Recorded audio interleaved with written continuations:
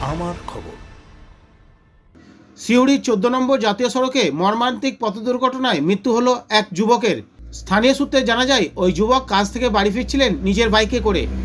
এরপর সিউড়ির আবদারপুরের কাছে 14 নম্বর জাতীয় সড়কে একটি বেপরোয়া লরি তাকে ধাক্কা মারে এবং পিষে দিয়ে চলে যায়। দুর্ঘটনাস্থলেই মৃত্যু হয় ওই যুবকের। তবে এখনো পর্যন্ত ওই যুবকের পরিচয় জানা যায়নি। খবর পেয়ে সিউড়ি থানার পুলিশ এসে মৃতদেহটি উদ্ধার করে সিউড়ি সদর হাসপাতালে ময়না তদন্তের জন্য পাঠায়।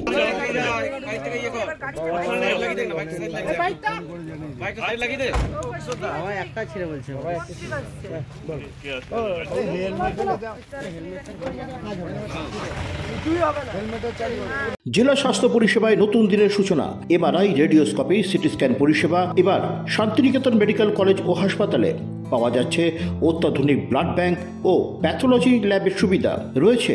10 টাকায় ডাক্তার দেখানো এবং ওষুধে 62% পর্যন্ত ছাড়ের সুবিধা। তাই আর দেরি কেন? আজই আপনার প্রিয়জনের চিকিৎসার জন্য আসুন আন্তর্জাতিক পরিকাঠামো আর অত্যাধুনিক প্রযুক্তি নিয়ে গড়ে ওঠা শান্তিনিকেতন মেডিকেল কলেজ ও হাসপাতালে। দেখতে চোখ রাখুন আমাদের ফেসবুক ও ইউটিউব চ্যানেলে।